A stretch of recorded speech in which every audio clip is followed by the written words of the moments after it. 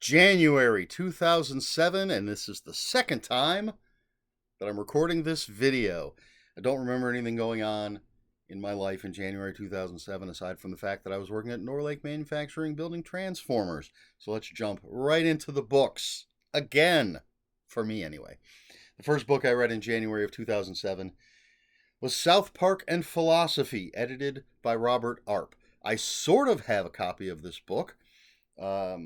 I found out that one of the books I have is an expanded edition of this book. I have a book called South Park and Philosophy that is not this book. It's from a different publisher. And then I have the Ultimate South Park and Philosophy, which I thought was a completely different book, but it's just this one with more stuff. But since it's not exactly the same, that's why I'm not showing it to you. Anyway, South Park and Philosophy, part of Pop Culture and Philosophy series. There are two publishers mainly that I know of that do these books, which is why there are two different the one I have is from one publisher, the Ultimate South Park and Philosophy, which is the expanded edition of this one, from a different publisher. Anyway, just like all the other pop culture and philosophy books, this is a series of essays by different philosophers, professors, students, whatever, and it looks at different philosophical schools and ideas using South Park, and looks at South Park through the lens of different philosophical schools and ideas. This is one of the funnier books in the series, which makes sense since it is South Park. There's a lot of books that cover a lot of different subjects. Baseball and philosophy is one of them. I don't have it. You wouldn't expect that to be funny. I don't know whether it is or not because I've never read it. But some of them, there's Seinfeld in philosophy and Family Guy in philosophy, and they are varying levels of funny. I suppose it depends on who's writing the essays, but this one I found to be one of the funnier ones. South Park and Philosophy, edited by Robert Arp. Next up, we have Sharper Than a Serpent's Tooth by Simon R. Green. This is number 6 out of 12 in the Nightside series, and it's actually the third in a trilogy that takes place in the middle of this 12-book series. The Nightside is the dark side, the underbelly of London. Never sure how to describe it because it's one of those sort of, you have to slip through a doorway to get there, if I recall correctly. But it's filled with magic and monsters and all sorts of stuff. Our main character is John Taylor. He's a private investigator who can find anything. That's his magical talent. He could find your lost car keys, or he can find your purpose for existence. But in this book, the concluding of the trilogy, John Taylor's mother is Lilith, who is a god? Some sort of being, who is bent on destroying the Nightside and the world. So John Taylor and his friends, like Shotgun Susie and the other denizens of Nightside, are trying to stop Lilith. I really enjoy this series. They're a very quick read. The books are probably all around 200 or so pages. So they're not huge. They're nice. They're succinct. There's lots of crazy action. They can get pretty scary at times. Lots of wild characters. And but this isn't a book. This particular book isn't one you want to read standalone. At the very least, read the two previous books, whose titles I don't recall at this moment. But Sharper Than a Serpent's Tooth, Simon R. Green. After that, we have Wolverine, Road of Bones by David Allen Mack. Another book that I sort of have, because I have a Wolverine omnibus that collects 3 separate Wolverine novels. I believe this is one of them. But again, since it's not the actual book, I chose not to pull the omnibus down and show it to you. But anyway, in this book, someone has created this miracle drug that could cure pretty much anything on the planet, but in the wrong hands, it could be used to enslave the planet. Well, it's fallen into the wrong hands. Wolverine has to find it and stop the people who are trying to use it for nefarious purposes. And so Wolverine goes on a globe-trotting adventure. He's all over the place, all over the world, trying to save the world. As I always say, I'm not the biggest X-Men fan, not the biggest Wolverine fan, but I do enjoy a good comic book novel, and this is a good book. It's fine. Wolverine, Road of Bones, David Allen Mack. All right. Next up, we have Single White Psychopath Seeks Same by Jeff Strand. This is the second book in the Andrew Mayhem series. Andrew Mayhem is an average guy. He's got a wife, he's got kids, and he always needs extra money to feed his family and, pay bills and stuff. And in this book, he ends up posing as a serial killer known as the Headhunter to infiltrate this place in Alaska where a group of serial killers have gathered for a weekend of fun and games. And Andrew's there to save the victims of those fun and games. I enjoy the Andrew Mayhem books.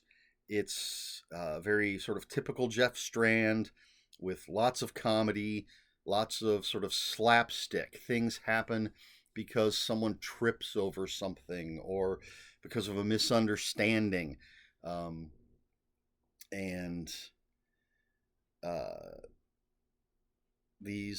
lost my train of thought. I've already done this, and I'm not sure if I'm repeating what I said in the earlier video or what I've already said in this video. But Single White Psychopath Seeks Same by Jeff Strand. Enjoyable, over-the-top comedy thriller. After that, I read Casket for Sale, Only Used Once by Jeff Strand. This is the third in the Andrew Mayhem series. This time, I don't know what happened. This is just a very straightforward story of Andrew Mayhem taking his wife, his kids, and his best friend camping. That's it. Well, except for the group of backwoods psychopaths that decide they're going to hunt Andrew Mayhem and his family and his best friend in a forest full of booby traps. Other than that, simple family camping trip. Basically everything I said about Single White Psychopath applies to this. Over the top comedy, slapstick, pratfalls, but with fun, interesting characters. I don't want you to think that when I say those, slapstick and over the top, that I mean that in any negative way. I very much enjoy these books. And this one in particular, I believe, has some lasting consequences for the characters. So that's Casket for Sale, Only Used Once by Jeff Strand. The penultimate book that I read in January of 2007 was Pressure by Jeff Strand. Actually, that probably should have been Pressure by Jeff Strand. I did that in the wrong order the first time. So Pressure is Jeff Strand's, as far as I know, his first serious book. It does not have the over-the-top humor and slapstick and pratfalls and everything. But that being said, if you picked up this book with no knowledge whatsoever of who the author was, and you have read Jeff Strand's work previously, especially if you just read two of them, I think you would immediately recognize the style of writing and say, this is Jeff Strand. All right, so in Pressure, our main character is Alex Fletcher, and when he was 12 years old in boarding school, he met a kid named Darren Rust. They became friends. Darren was a little dark. They eventually went their separate ways. They met up again in college and became friends, but Darren, he's even darker now. He's so dark that he has essentially pushed Alex away. He wants Alex to be his best friend, but he's scared Alex away. Alex wants nothing to do with him. Now Alex is all grown up. He's got a wife and kids. And Darren is back. Had to look at what my note said. Darren is back, and he's going to apply pressure to push Darren into the darkness. He thinks, is he right or wrong? We don't know until we read the book. But he thinks Darren is a kindred spirit. And he's going to Darren thinks Alex is a kindred spirit, and he's going to force him to recognize that. Again, very enjoyable book. very, well, not very different, because again, the writing style, very clearly Jeff Strand, but again, doesn't have that over-the-top humor and the slapstick comedy and all of that stuff. A much, much darker book from Mr. Strand. There is a sequel that I have not read. The final book that I read in January of 2007 is Ghoul by Brian Keene. This is my sweet leisure book paperback copy. This is Brian Keene's coming-of-age novel. Takes place in June of 1984. Our main character is Timmy Graco, Graco, however you pronounce that. It's summer vacation. Just wants to hang out, have a good time with his friends, but instead, his summer will be filled with terror and a life-and-death battle against a nightmarish creature that few will believe even exists. I very much enjoy this book. I'm a huge Brian Keene fan, and it's a great coming-of-age story. My understanding is quite a few of the things that happened to Timmy in this happened to Brian Keene at the same point in his life. One particular thing that happens in here, Brian Keene has specifically talked about. So I know, unless Brian Keene is lying through his teeth, I know that thing, this one horrible to me thing, happened to Brian Keene. I would be traumatized. And this book was made into a movie. Sci-Fi had a horror channel way, way back.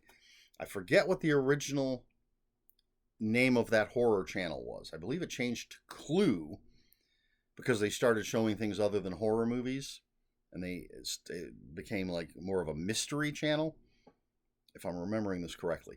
But it was a channel owned by Sci-Fi, but it was its own thing. You could go to Sci-Fi and see sci-fi stuff, and you'd go to this channel and see horror stuff, whether it was movies, TV shows, whatever.